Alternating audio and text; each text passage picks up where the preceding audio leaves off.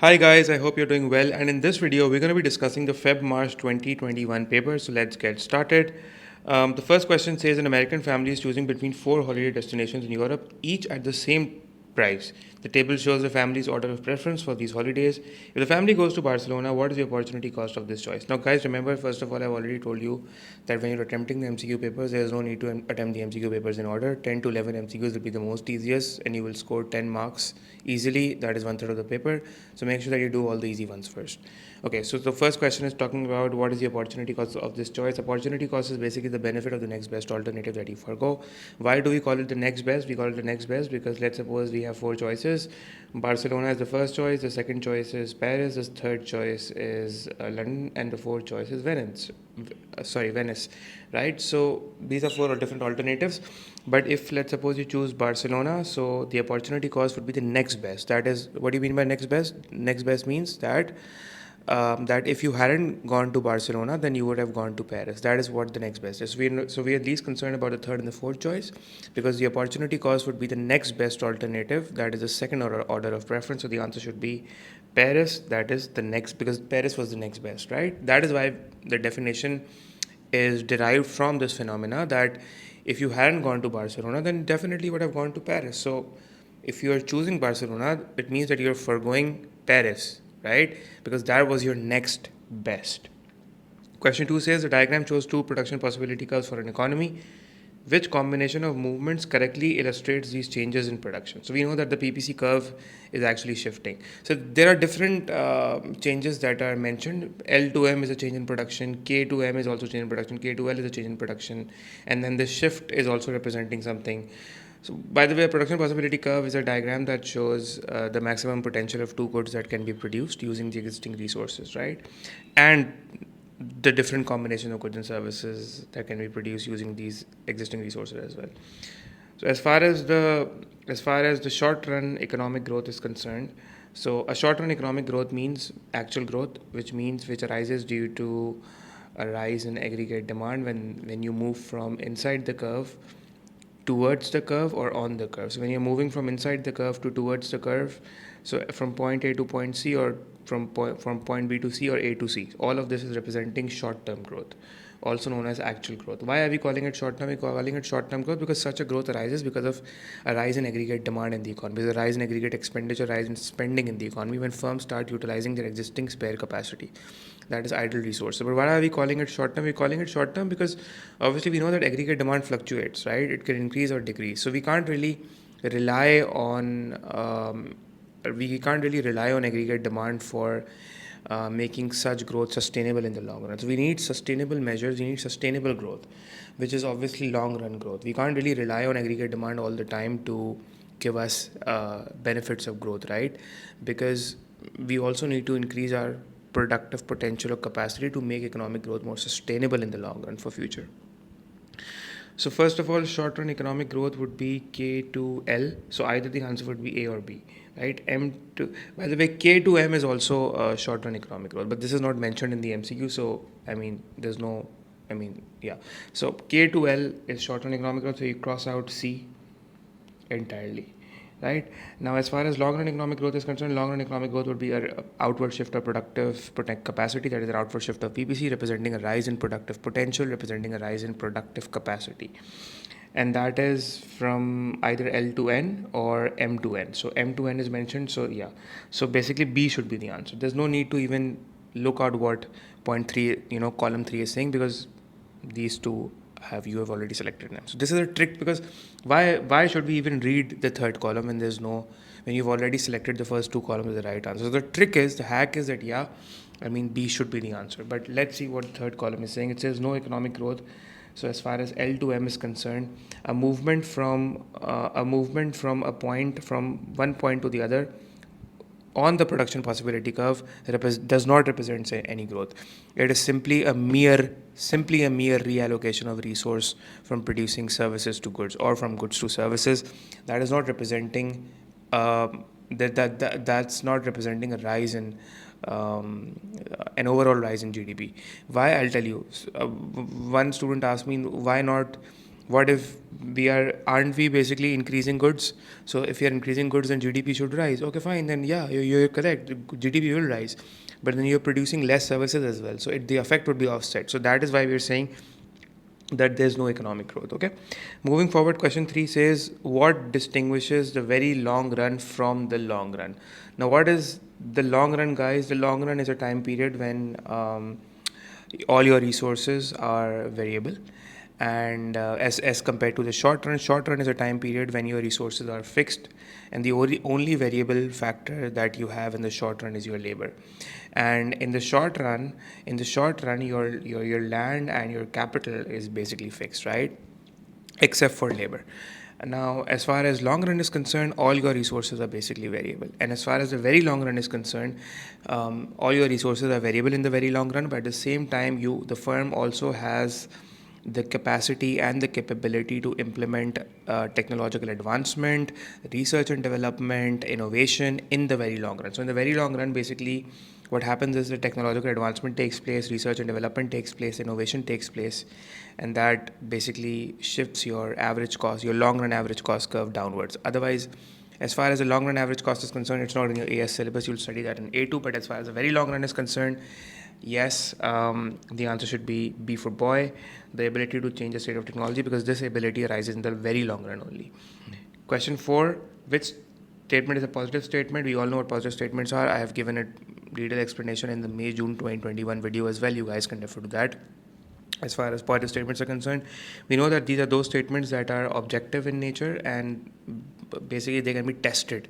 And based on that test and based on the evidence that you collect, you can actually run a test on that statement, and it can either accept or reject that statement. So all those statements that can be tested, they are objective and are hence positive statements. So in that sense, question 4 is the right answer, because it says the distribution of income and wealth is in most Western countries is unequal. So basically, they have given a statement, and the statement is saying that a distribution of income and wealth in most Western countries is unequal. We can easily test this statement. We can collect evidence and see whether the statement is really telling us that whether in most European countries the income distribution is equal or unequal. And based on that evidence, maybe the statement is saying that no, maybe the evidence says otherwise. Maybe it says that the distribution of income and wealth is not unequal. In fact, it's more equal. They are evenly distributed. So in that case, we can reject the statement based on evidence and the test that we conducted. So that is why it's a positive statement. Question 5 says, and normative statements, by the way, are all opinion-based value judgments. And remember that value judgments cannot be tested. What could not cause a shift in an individual demand curves? So basically, the price factor, remember, there's a movement along the same demand curve, either an extension or a contraction, and all those factors that can shift the demand curve are basically your non-price factors, such as your incomes and your price of substitutes and complements, advertising, population. So the answer should be D, a change in the price of Z. So whenever there's a change in the price of Z, assuming ceteris paribus, that the other factors are constant, and that is what the law of demand tells us. Question number 6 is a good question. The diagram shows the market for sugar, which is initially in equilibrium at a price of OP. Okay, fine. A government then fixes the maximum price of OP1. Maximum price is always fixed below the equilibrium. What will happen as a result? So basically, okay. So they're asking a reduction in farmers. So they're mainly talking about the reduction in revenue, right? A reduction in farmers' revenue equal to. So initially, the farmers' revenue was this entire box. This entire box was the farmers' revenue, because this OM was being sold, but now ON is demanded while OL is produced only.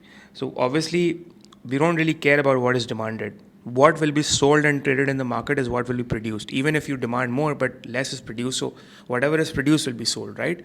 Leave the excess demand. That's just excess demand. It's unsatisfied consumer demand. So now the producer revenue would be how much? It would be this much. This box is representing a producer revenue. So this entire shaded area is representing the decline in producer revenue, this a reduction in farmers' revenue equal to PRSP1 is not the right answer, because this area is not PRSP1 basically. This entire area is representing a fall in revenue, which is not PRSP1. So that makes option A incorrect. Expenditure on sugar will be equal to PRMO. Let's see what PRMO is. PRMO. Expenditure on sugar was initially PRMO, so now it's not PRMO. Farmers' revenue would be P1 UNO. Farmers' revenue would be P1 UNO. Farmers' revenue would basically be P1 SLO. So it's not P1 UNO, so which is again the wrong answer. So you're only left with D. So D is the right answer. Now, guys, whenever you're doing from the elimination method in the exam, just there's no need to understand why is D the right answer in the exam scenario. And I'm not talking about right now, but in the exam scenario, if you are fully confident that A, B, and C are not the right answers, then you just mark D. Because in the exam scenario, you will have a lot of pressure on your head, so there's no need to prove yourself that why D is the right answer. But as far as the exam practice is concerned, right now, I will prove it why D is the right answer. And D is the right answer because they're talking about producer surplus. Producer surplus is a producer's gain because they receive a market price that is above the price they are willing and able to sell the product for. It is represented in the diagram through an area that is below the price and above the supply curve. So if OP was the price, then the producer surplus was this black region, this entire black triangle, right? This entire black triangle was a producer surplus. That is the old producer surplus. Old producer surplus was OPR. And now the new producer surplus would be how much? The new producer surplus would be at P1, the new producer surplus should be OP and S. So this area is representing a decline in producer surplus, right? So basically the fall in producer surplus is P1 SR. So as far as the producer surplus will be P1 SP2. So P1 SP2, what is P1 SP2? Yeah, so like I said, this is your producer surplus. This is a new producer surplus, and that is P1 SP2. So this is the correct answer, the option D. D is the right answer, 6D. Okay. Moving forward, question 7. The table shows the comparative market and equilibrium in 2 periods. Just a second. Did I do 5? Yeah, I've done 5. Why do I forget? Question: the table shows the comparative market in equilibrium in 2 periods. So what could explain the change? So what's happening? First of all, so in order to directly jump to the answer options, first see what's happening here. Don't just start reading the answer options. First see what's happening. So whenever a data is given, table is given, whether in a chart form, diagram form, first see what's happening. If it's a graph, then see what's on the x and the y axis. If it's a diagram with columns and rows, see what column 1, column 2, column 3 and rows are representing. So the first column is telling us a period, which is obviously could be months or years, whatever, or days, and the market price is given. So basically price of the product is rising and quantity traded is rising. Now you tell me yourself, when could price rise? Price could either rise when demand rises or price could rise when supply falls. So if demand rises, your quantity traded goes up, and when supply falls, your quantity traded goes down. So obviously we see that the market price is rising as well as the quantity traded is rising. So which obviously means that a combination where price is rising as long as quantity traded is rising as well. So obviously that could only be when the demand for the product is rising, because in supply the quantity traded, if supply falls, although price rises, yes, but quantity traded falls. So when could demand rise? A demand could rise because, yeah, so B should be the answer, because an increase in the price of a substitutes, because if the price of substitute rises, the demand for this particular product, whatever this product is, should rise, and that will actually increase the price and the quantity traded as well. So yeah, that's the right answer. So you figured out, so you got because studying the table actually helped you understand what's happening here. And then you jumped on to the answer options to see. Because when you get what I'm saying. If you directly read the answer options, then you won't really understand what's happening. But if you analyze the table, you'll actually process the data. It's very important to process the data and break it into easy digestible content, maybe, that you can actually understand to comprehend what's actually happening in the table, and then go on and read the MCQs. Question 8.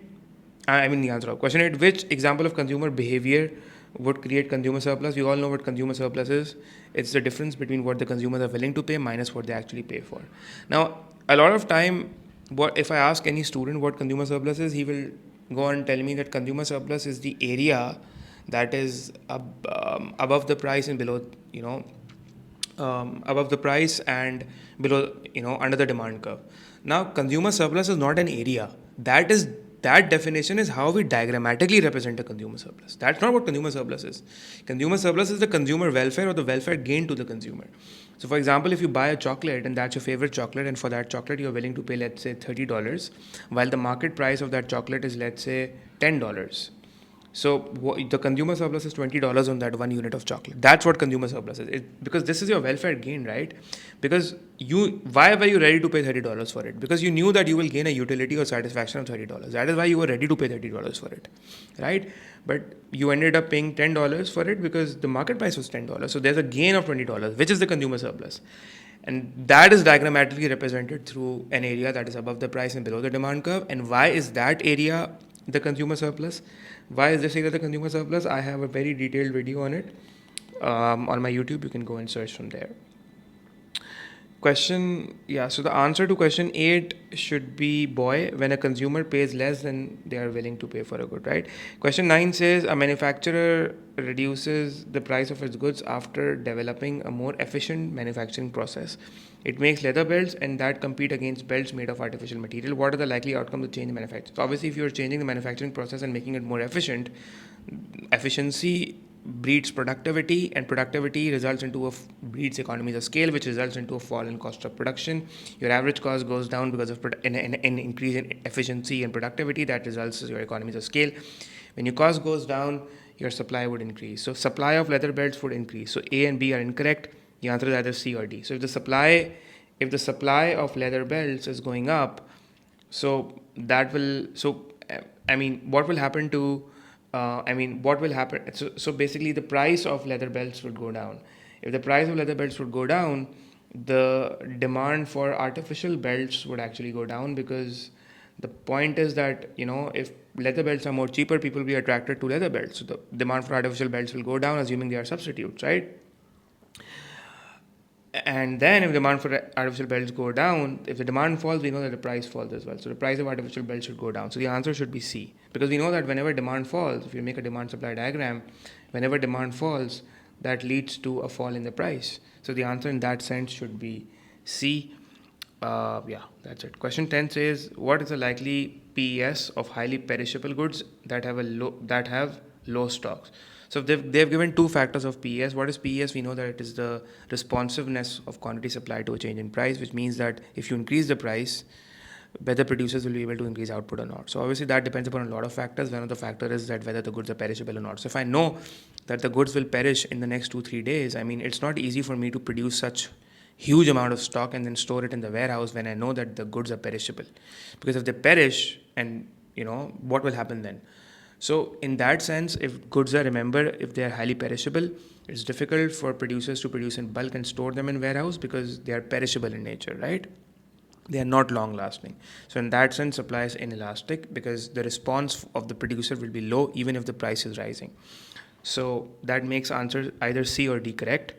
So goods that have low stocks, so for example, if you do not have the availability of raw material, as in stock of raw material is unavailable, so in that sense, even if the prices are rising, then producers will not be able to respond to that rise in price. Maybe they'll say that we don't have the necessary raw material available, so even if you're offering us a higher price, we will be able to increase supply, but relatively less, as in insignificantly, not what we should have been able to do if we had high amounts of raw material available. So the answer should be D for David, because it will make both both these factors will make your supply inelastic. Question 11 says the diagram shows initial DNS for steel. There are rising energy prices. Energy prices are obviously rising energy prices such as oil, fuel will obviously increase the cost of production and reduce your supply. Your supply will go down. Which diagram shows the likely impact? The answer should be D for David, because supply goes down, your price will go up and your quantity traded will go down. Okay guys, question number 12 says that the market for wheat is in equilibrium at a price of P with a supply of 40 million tons. So this is the equilibrium price, P, and 40 tons of wheat is basically being supplied. Due to a drought in the growing season, supply falls to 20 million tons. Okay, what immediate action they're saying should be taken to maintain the equilibrium price? So in questions like these where they ask you to what kind of immediate action will the government take, Usually the rest of the MCQs are either not related to that, or the answer options, as in the answer options, are talking about actions that seem correct, but they're not, but they are going to benefit in the long run, not in the short run. So, grant a subsidy to farmers that is equivalent to PP1. Guys, granting a subsidy, whatever the subsidy is, whether it's PP1 or whatever the size of the subsidy is, obviously it will take time for the wheat to actually increase, because it takes time for wheat to grow and harvest. So obviously this is not an immediate action. It will only be effective in the long run. Impose an indirect tax. No, this will not be the answer, because indirect taxes will reduce supply further. Plant more wheat to increase supply of 40 million tons. Again, this is a long-term measure. It will take time. Use existing stock of wheat. This makes sense, but first let me tell you what's actually happening here, so that we can actually break down the diagram. This is your demand, right? And let's say this is your demand, and let's say this is your supply, and initially the price was P and 40 million tons was being supplied, right? Now what happens is that after the drought, your supply falls to S drought, right? After the drought, basically, let's say, and now your supply actually goes down to, let's say, 20 million tons. Now what's happening here is, now it's now sorry, just a sec. My mistake. It's just my mistake. Okay, yeah. So supply falls to over here 20 million tons, right? Because we know that whenever supply falls, it falls at the same market price. We know that, right? So whenever supply falls, it falls at the same market price, right? This gap is representing the 20 million less wheat that is now being supplied at the same price. Now, what will happen is that if immediate action is not taken by the government, if the action is not taken by the government, because this is clearly representing a shortage. There's a shortage of 20 million tons, and if immediate action is not taken by the government, the price mechanism would kick in and automatically eliminate this shortage by increasing the prices in the market, and rationing out the entire shortage. And basically what will happen is that the market prices will ultimately rise. Yeah, so the market prices will ultimately go up if nothing is done in the done by the government. So if the government wants a short-term immediate action and the government does not want prices to rise, then by whatever extent the quantity has decreased, the quantity supplied has gone down, the government should actually, this gap is representing the extent by which the quantity supplied has gone down. So it's gone down by 20 million. What the government should do is that it should make sure that it supplies those 20 millions, and this is going to shift the supply curve back to S. So when the supply curve shifts back to S, right, what happens is that, let's say the supply curve shifts back to S, what will happen is this will be again your supply curve, and your equilibrium will be back at basically 40. So what I'm saying is that this gap was representing the decline in supply, and the government will actually fill in this gap by utilizing all the wheat that it had, maybe as a buffer. As a buffer stock it had, it's going to utilize that buffer, and then it's going to release in the market, which will actually shift the supply to the right and bring back the supply, the quantity available in the market to be traded at 40 million. And obviously, it will keep the price constant at P. Nothing will happen to price, because if this would not have been the case, then in that situation, the price would have actually gone up. Now if you look at this diagram, they've shown you a dotted line here going down here, then dotted line going down here, then here. I don't know, so many dotted lines they've given. This is of no use as far as the question is concerned. It's a simple question. Keep it simple. Think it simple. At times they give you complicated diagrams, but it has nothing to do with what the question is asking you to do. So they've just shown so many different prices, P1, P2. I don't so that they can trick you thinking that there is something that it has to do with the answer, right? Question 13 says, what is used to calculate the price elasticity of demand? What kind of a question is this?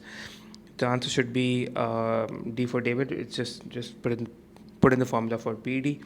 Question 14 says, after a series of poor harvest, the government imposes an effective maximum price on cereals. What would be the consequence of this policy? We know what maximum prices are. Maximum prices are always imposed below the equilibrium. And let's say if this is your demand, and let's say this is your supply, and this is your supply, let's say, after the poor harvest. So if this is the supply after the poor harvest, right, if this is supply after the poor harvest, then this price is representing the price which is much higher as before. So if this is the price that is price after the harvest, right, so the government imposes a maximum price that is below the equilibrium price, and this is your P max. This will obviously result into a shortage, because it will increase the quantity demanded and reduce the quantity supplied, resulting into a shortage.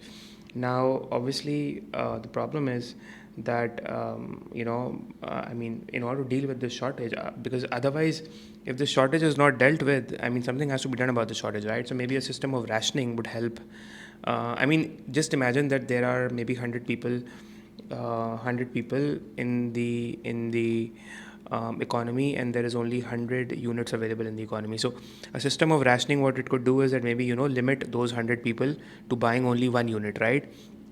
So instead of maybe 10 people buying up all the 100 units and the remaining 90 people not be able to satisfy their needs and wants, the government could introduce a system of rationing where it can effectively deal with the shortage, because something has to be done. Otherwise it will just create problems for a lot of people who will not be able to consume this good. And if this good is a necessity, it's a necessary good, it will create a huge welfare, it will affect the welfare of the poor. So what could the government do? It could create a system of rationing, which is option C, rationing. Because rationing, by the way, what is rationing? Rationing is simply introduced in shortages, which means controlled distribution of goods and services, right? It's a controlled distribution of goods and services by the government. Example, like the government may decide how many goods each person can take, maybe in a week, right? That's a system of rationing. So the rationing would be necessary. Obviously, in a shortage, rationing is necessary in order to make sure that there is fair distribution of cereals taking place, right? Otherwise, people may just one rich person may just come and buy up the entire thing, right? What would be a transfer payment? Like, for example, we know that people during initial times of COVID, they were entering the markets and they were buying all the stuff. Even one person used to just buy the entire shelf of maybe the face mask and your Dettol and etc. whatever. Question 15 says, what would be a transfer payment? So transfer payment are basically your welfare benefits, and these are those payments that are made by the government through their social programs. And remember that against those payments, no goods and services are sold by the government. They are just simple transfer of money. And the purpose is to achieve a more equal income distribution to reduce poverty and all. So for example, the payment made by a company, no. The payment made for legal, no. The payment to a retired person in the form of pension. So yeah, pensions, medical allowances, etc. These are all transfer payments, also known as welfare payments. The government redistributes income by raising the top rate of income tax, okay, and using the money raised to finance additional benefits to students and the unemployed. Under what conditions will total spending in the economy go up? Okay, so basically, we all know what income elasticity of demand is. It's basically measuring the response of quantity demanded or the expenditure on something with a change in response to a change in income. So, for example, if the rate of income tax on the top tier, which means that the highest salaried person are going to pay, if the government increases the income tax rate for the highest salaried persons, and that's mainly done in order to make a more equal distribution of income. So basically, the government wants, or maybe what they're saying is that they want a total spending to increase the most. So in what situations will that happen? So for example, if the government increases the rate of income taxes for the top people, so so the YD for the top taxpayers should be less than 1. Why? Because when taxes would rise, so their disposable income would go down. And when the disposable income go down, there is a high chance that they would tremendously reduce their spending if the YD is elastic. But if it is inelastic, their expenditure on goods and services or the spending will fall only by a small extent. That is why we are saying that it should be income inelastic as far as the expenditure of the top income taxpayers is concerned. As far as the income elasticity of demand for students is concerned and the unemployed is concerned, it should be greater than 1. YD for students and the unemployed should be greater than 1, because because they're saying that the money collected is from the top taxpayers is used to finance the benefits that are given to students. So obviously, if they are giving that money to the students in the form of in the form of welfare benefits through their social programs, if they're giving that money to the students, which means that they will witness a higher income now. So if that higher income will only be effective in increasing the spending in the economy if the income elasticity of demand for students and the unemployed is greater than 1. That is, it is elastic. Because if it's inelastic, then the response of students and unemployed won't really rise that much. They would be like kind of indifferent whether they are getting the money or they are not getting the money. That is why when their incomes are rising, their expenditure and spending will rise significantly if it is income elastic. So it should be C for less than 1 for top taxpayers, greater than 1 for students and unemployed. Question 17 says a government wishes to increase the increase the supply, how it pays a subsidy to brick manufacturers. ठीक है. The diagram shows the supply and demand. What is the size of the subsidy per unit? Guys, remember that subsidy per unit is the vertical distance between two supply curves. Remember that. And what is that vertical distance? You take out you look at the new quantity, right? This is your new quantity. This was your old quantity traded. This was your Q1, and now this is your Q2. So you pick the point on the new equilibrium point on your new quantity traded, and you take that point, right? You take that point vertically upwards on the old supply curve, and then this distance is basically your subsidy per unit, right? This would all obviously be equal to the value P1 P3, right? P1 P3 is your answer, correct answer. 17 should be C. Question 18 says, why is national defense provided by the government? National defense is provided by the government. In a free market, is it excludable and rival? No. But it is non-excludable and also non-rival. So in a free market, it is non-excludable and non-rival. Yes, this should be the answer. The government has perfect information, so it can correct the quantity required. No, this is an absurd statement. The private sector firm would charge a high price for its use as a necessity. Then I mean, no, not that as well. It doesn't make any sense. The answer should be B, because obviously it's a public good. National defense is provided by the government because it's a public good, and because of the free rider problem, the free market does not provide public good because of lack of profit. So national defense is non-excludable and non-rival, because let's say national defense means let's say police services, right? So if you are taking the help of the police department to help you in something, maybe something has been lost of yours, so the national defense authorities will not charge you for it. So it's non-excludable. They will neither charge you, neither me, right? Also, if you are taking their services, it does not mean that I cannot take their service. I can take the services as well. So it's non-rival as well, which means that if you are taking the services, then as in the benefit that you are getting, I will also get that benefit. It's not that the benefit will fall for me. It's not that they will say to me that, okay, hang on, no, you come after 10 days because in the first 10 days you'll solve your case. So it's not like that. Question 18b. Question 19 says, which statement about a rise in general price level in a country is correct? It is likely to create economic winners and losers. This seems like the correct answer. It is never acceptable to modern governments. No, it is acceptable, especially if the inflation is mild and it is within the macroeconomic objectives. This is the wrong answer. It means that no goods have fallen in price. No, guys, in inflation, we say that inflation is a rise in the general price level. Why do we use the word general? We use the word general because it means that the prices of some goods are rising and the prices of some goods are falling. But on an overall level, generally, a basket of goods, the prices in general in the economy are rises, but this does not mean that the prices of certain goods are not falling.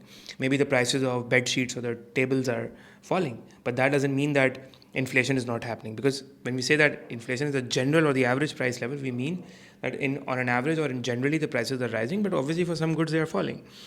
This is the wrong answer. It must make the average citizen poorer. No, this is also not the right answer, because whether the citizen will get poorer or richer depends upon whether so what if the average citizen is able to increase his income by the rate of inflation, right? In that case, so it doesn't make the right answer. A is the right answer, and I'll tell you why. Because there are a lot of economic winners and losers in the economy, because we know that borrowers gain during inflation because there's a fall in the real value of debt. Lenders lose, on the other hand, because the real value of what they are getting in return in the form of interest and the principal payment of loans is actually declining. Savers also lose because the real interest rates are falling, so their real rate of return is falling. Workers lose because their real wages are falling. Consumers lose because as things get expensive, they might need to reduce their expenditures. However, the rich might benefit because they might be able to increase their incomes and wages in line with inflation because of higher socioeconomic power. Also, the poor lose as well because they are on fixed wages and all. And that is why we also say that there's an income redistribution away from the rich to the poor. So we see how some people are benefiting in inflation while others are losing. So that is why it makes A the right answer. Question 20 says that countries' terms of trade have changed from 100 to 95. You all know what terms of trade are.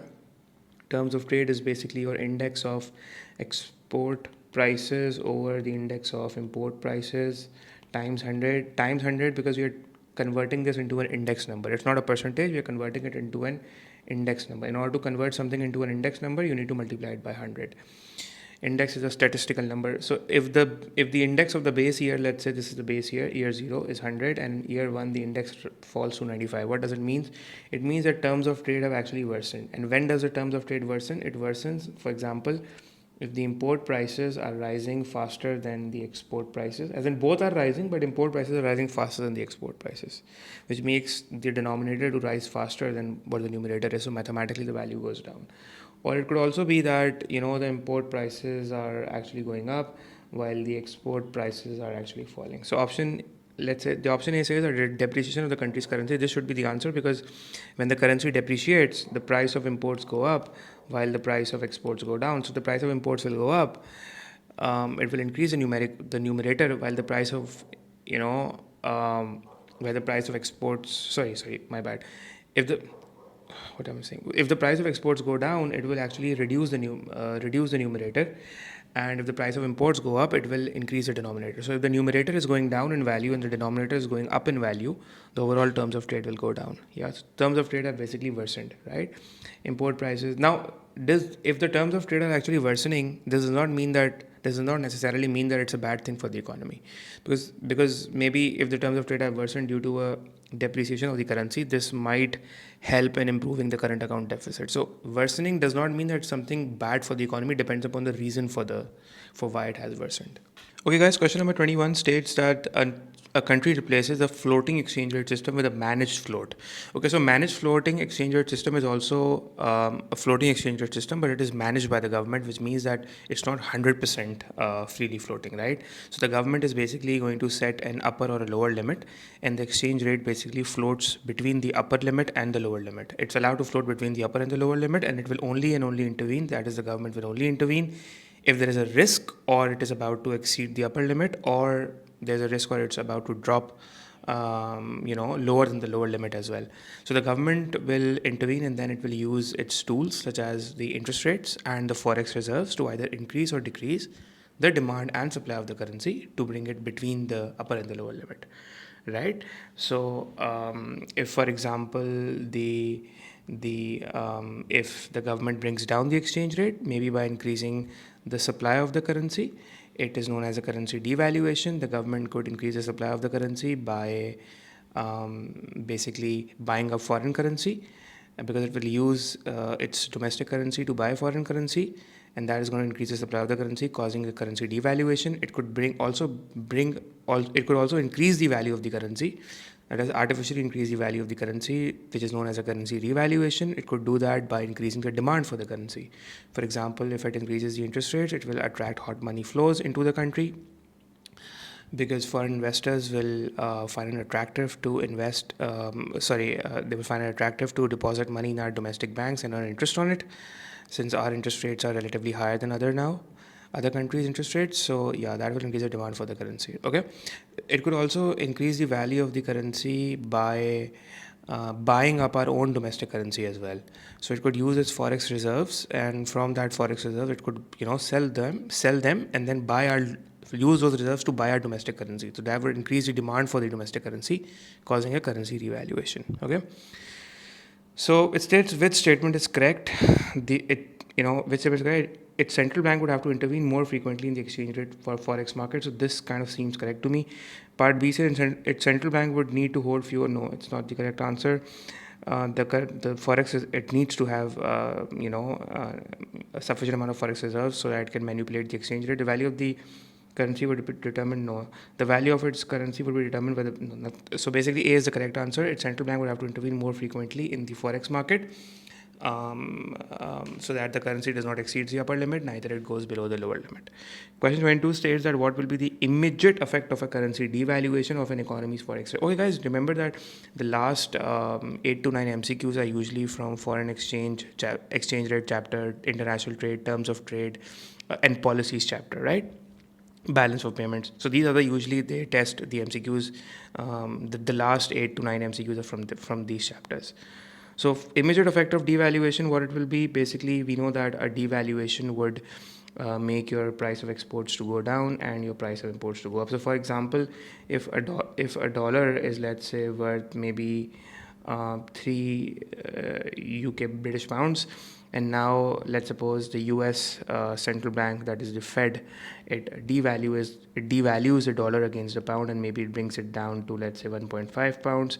So in that case, what will happen is that the price of US exports will go down, since now the UK firms and consumers will only need to pay $1.5 to buy the same $1 worth of goods. Initially, they had to pay $3 to import $1 worth of goods. So the price of exports for US will go down, and the price of imports for the US will go up, because from from $1 they could buy £3 worth of goods before, but now from the same $1 they can only buy 1.5 worth of goods from, as in they could only buy 1.5 worth of goods. So let's say if in any case they want to buy £3 worth of goods, they now need to pay $2. Anyway, so price of exports will go down, price of imports will go up. So the price of imported goods in domestic currency will fall. Nope. The price of imported goods in the domestic currency will rise. Yeah, the price of imported goods in the domestic currency will rise, definitely, because like I said, when I'm saying that the price of imports is rising, it means that the price of imports in the domestic currency is rising. Because for what is the domestic currency? The domestic currency in our example is dollars, right? So now from that same $1 they can only buy 1.5 pound worth of goods. So in order to buy, let's say, £3 worth of goods, or £3 worth of raw material, let's say, they need to pay $2. So the imports are basically getting expensive in the domestic currency, as in the price of imported goods is becoming expensive in the domestic currency, since US now needs to pay $2 to buy the same £3 worth of goods. So in my opinion, B should be the correct answer. 22 is B. 23 states a country has a deficit on the current account of its balance of payment. Okay. What might help the country to reduce the deficit? A decrease in its rate of income tax. If the rate of income tax goes down, consumption would rise, and consumption on imported goods will rise as well, so the deficit will worsen. A decrease in tariffs would actually increase imports, worsening the deficit. An increase in the level of employment will increase incomes and hence subsequently increase imports, worsening the deficit. So the answer should be D, an increase in its subsidies to exporters. So either you can just mark, if you're 100% confident that A, B, C is not the correct answer, then D should be the right answer, obviously. But let's see why is D the right answer. If you're subsidizing your exporters, you're subsidizing your exports, the cost of production for exports will go down, which will make your exports competitive, which means that the price of exports will go down for the foreigners, and they will obviously buy more exports, so the quantity of exports will go up. And this, as a result, will increase, guys, export revenues. When export revenues go up, obviously more inflows, definitely deficits on the current account will reduce. Question 24 states a diagram shows the effect of removing a tariff. On imports of X into country Y. What is the volume in million units? Okay, so they're asking the quantity of the extra international trade created by the removal of tariff. So for example, if you're removing, okay guys, so remember that if you're imposing a tariff, your quantity of your imports goes down. If you are removing the tariff, definitely your quantity of imports will go up. So the imports that were reduced will now fall back to the original level when there was no tariff. So let's see what is currently the level of imports. So currently, after the tariff is imposed, your imports are the difference between 17 and 10. Since at 20, your domestic suppliers are willing to produce 10 units, however, the domestic demand is 17. So 7 units is basically being imported right now, which is after tariff, right? Now, if tariff is removed, what will happen is that the world price, now the 10 was the tariff per unit, right? Now what will happen is that, the price will fall back to the world price, and at $10, the domestic suppliers are only willing and able to sell 8 units, while the domestic producers demand 20 units. So the difference, 20 minus 8 is 12. So 12 will be the imports. So 12 will now be the imports, after the removal of tariff, right? So initially 7 was imported, and now 12 is imported. So your imports are basically rising by 12 minus 7, and that should be 5. So the answer to question number 24 should be B. That is, 5 units. So because they are talking about what is the volume of the extra international trade that is created by removing the tariff. So obviously, when you remove the tariff, there is more imports coming in now. So there's more international trade taking place, right? Question number 25 says that which item should be recorded in the financial account of a country's balance of payment. We know that financial account is a very important component of the BOP. It records inflows and outflows of money in the form of investments that are made into the country and out of the country, right? So it includes hot money inflows. Hot money inflows are recorded in financial account. Portfolio investment is recorded in financial account, that is investment in shares of domestic companies by foreigners. FDI, that is foreign direct investment, maybe a multinational comes into the domestic economy, sets up a factory there or its operations there. So these are all recorded in the financial account. So now let's see, foreign aid is not recorded in the financial account. Investments by Middle East through the purchase of land, this seems the right answer to me. Payments by USA to other countries which house American military bases, obviously this is not recorded in the financial account as well, because financial account is recording the investments made, the foreign investments that are made into the country and by the domestic producers and investors into foreign countries. So primarily we are talking about investments here, right? And what kind of investments? Your financial investment, financial flow of capital is being recorded in financial account. Profits and dividends paid by multinationals would obviously be recorded in the current account under factor income. So B should be the right answer. Investment made by Middle Eastern oil producing countries through the purchase of land and property assets in Europe. Since it's an investment, that is why it's being recorded in the financial account. Question number 26 states that the table shows a country's CPI. CPI is a consumer price index which is used to measure the inflation by converting the average prices into an index form. And for March and April it's given, and then we can see that the CPI is actually falling. Remember that whenever the CPI will fall, that is the CPI declines, that is the index of the CPI declines, it is representing deflation. It's representing deflation. Deflation is when the average price level falls. So the price level is going down, it's representing deflation. Whenever the price level will fall, that is when so during deflation, your inflation will become negative. Remember that. Inflation becomes negative. Deflation arises either due to a fall in aggregate demand or due to a rise in aggregate supply, right? So basically, so we see that there's a deflation in the economy, and then in that sense, part C, option C is the right answer. There was an increase in the purchasing power of money, because when price level goes down, the real value, which is the purchasing power of money, the real value of money goes up. And if there is inflation in the economy, that is when price level is rising, the real value of money goes down, right? So basically, during inflation, 2 to 3 things happen. First of all, they could also mention, so price level is going up. We know that price level is going up. We also know that cost of living during inflation goes down. We also know that the real value of money goes down, right? So yeah, and during deflation, all of these will be the opposite, right? So the real value of money in a deflation goes up. So 26, in that sense, 26C should be the right answer. Question 27 shows the diagram, shows the rate of inflation over time in 4 countries. So guys, on the y-axis, they are measuring inflation rate, that is in positive and negative, and then they are measuring time. So these are 4 countries, country A, B, C, and D. We can see that for country A, the inflation rate is rising, right, over the period of these whatever months or weeks or years. For country B, we see that the inflation rate is falling. For country C, we also see that the inflation rate is falling. As far as country D is concerned, we see that the inflation rate is in negative. Now guys, first of all, remember that on the y-axis, they are measuring inflation rate. So if inflation is positive, it means that price level is rising. Although the rate of inflation might be falling, if the rate of inflation is falling, this does not mean that the things are getting cheaper. It's basically known as disinflation. So country B and C is having disinflation. Disinflation means that there is inflation, but at a declining rate, right? That is, the rate of inflation is falling. So if the rate of inflation falls, but there is still inflation, it means that things are getting expensive. So even if there is disinflation, but which means there is inflation at a declining rate, students think that this means that things are getting cheaper. No, things are not getting cheaper.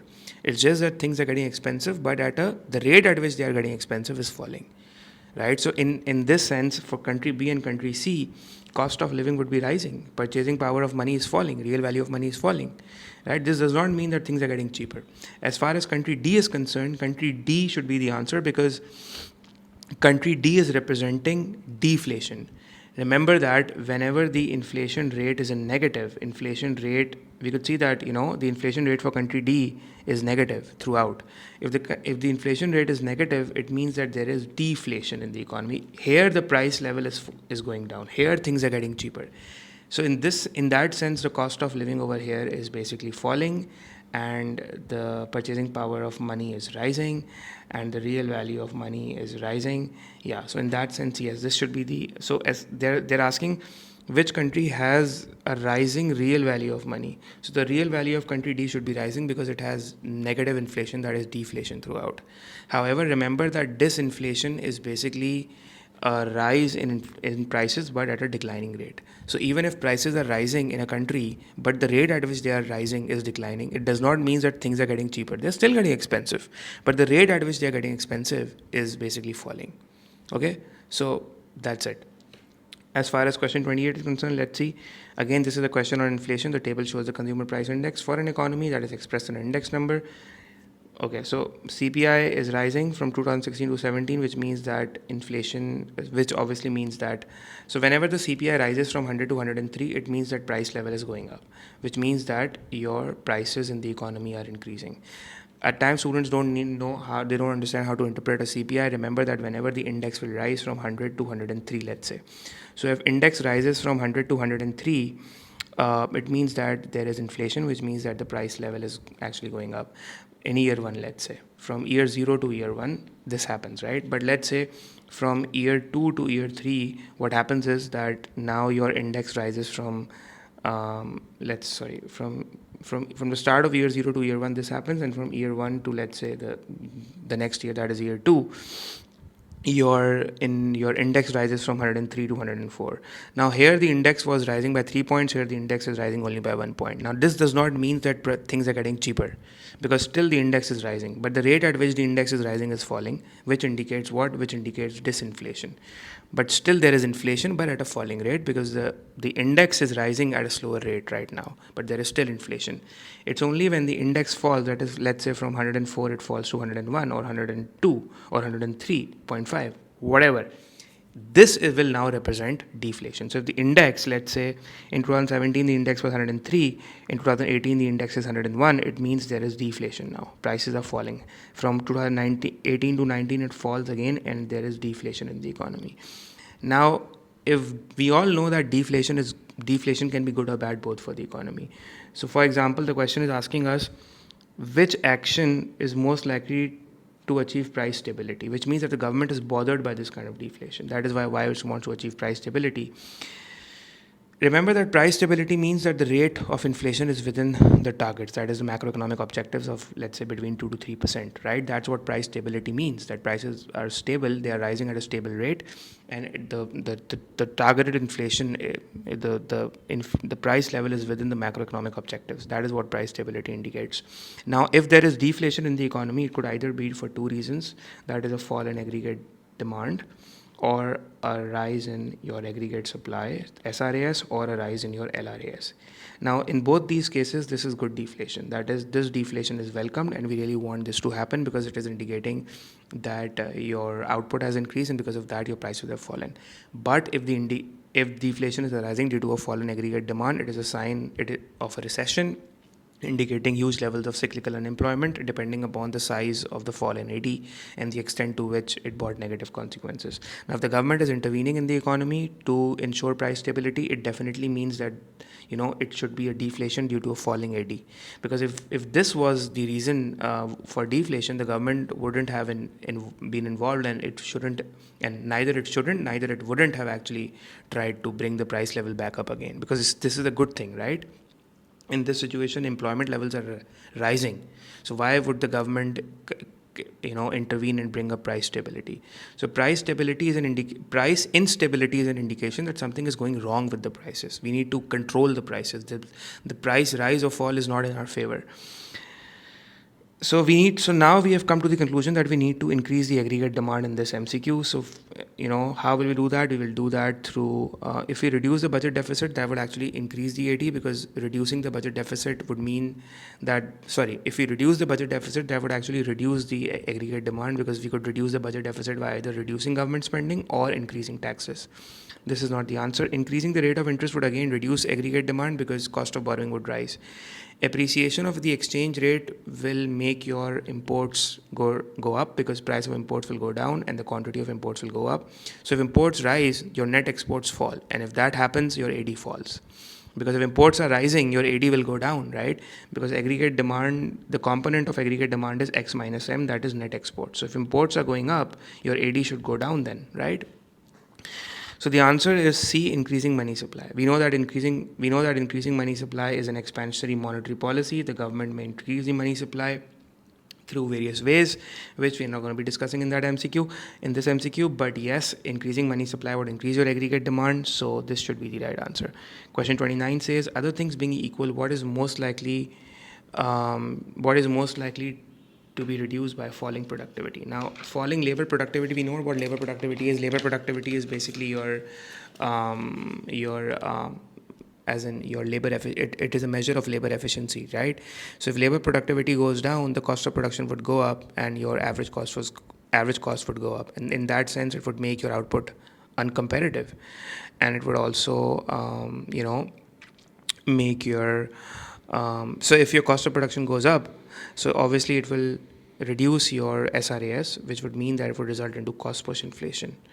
We know that. So for example, if this is your diagram, AD and aggregate supply, so your SRAS would shift to the left from SRAS 1 to SRAS 2, and your price level, this rise in price level from P1 to P2 is representing or indicative of cost push inflation in the economy. That's a bad sign, right? So a rise, so if like for example in Pakistan, we're experiencing cost push inflation right now. So cost push inflation is not good for the economy because it creates unemployment and all. So the answer to 29 should be B for boy. It says, what is most likely to be reduced? So obviously, if there is inflation in the economy, the internal value of money will go down. It's the internal value of money is the purchasing power of money or the real value of money. The external value of money is the exchange rate. That is the value of money in terms of the other currency. In the sense that we are measuring the value in terms of the other currency. That's why we call it external value of the money, as in how much could $1, how many pounds can, let's say, $1 buy. So the external value of money for $1 is 3 pounds, right? So, but while the internal value of money goes up or down because of inflation in the economy, rising or falling. Question 30, so the answer 29 should be boy. Okay. Question 30 says the government spends money building more schools. We know that if the government is spending money in building more schools, that is part of government spending. Government spending could also be on infrastructure, on healthcare, on merit goods like schools, hospitals, etc. So if the government is spending more money to build schools, how might this be classified? Now, guys, remember that government spending on, let's say, infrastructure, healthcare, education, dams, bridges, these kind of government spending is part of fiscal policy, because we know that G is a component of aggregate demand, and government spending or government expenditure contributes to the total spending that is being made in the economy. Because aggregate demand is equals to consumption spending, investment spending, government spending, and net export spending. We know that, right? So if G is rising, if government spending is rising, that's an indication of expansionary fiscal policy. It's part of expansionary fiscal policies, and that will have the impact of rising aggregate demand. But I've almost taught you guys that if AD is, remember that government spending is an expansionary fiscal policy, but that's an immediate effect, right? So your AD will rise as an immediate effect. But government spending is also a supply side policy as well, because we know that if you spend more on infrastructure, dams, healthcare, bridges, and development in the economy, so that will help the productive capacity of the economy to go up, which means that your LRAS will shift to the right as well, right? So there would be a PPC outward shift in the long run because of these long run supply side policies. So government spending in the long run the impact of government spending in the long run would be that your productive capacity would rise, represented by an outward shift in LRAS. And that, in that sense, the government spending also comprises of supply side policy. And the government spending also comprises of fiscal policy in the short run, and that is why, because it has an impact on AD. That is a subsequent effect or the immediate effect. So yes, it's fiscal policy, yes, it's supply side policy, but no, it's not monetary policy. So the answer should be A. Fiscal, supply side, but not monetary. Okay, guys? Yeah, so that's it. I think we're done with the paper. I hope you enjoyed the paper and you enjoyed whatever I've taught you and explained to you. Do mention in the comments, and do subscribe to my channel and share my channel as well. I'll see you all around in the next video with another paper. Until then, take care and good luck.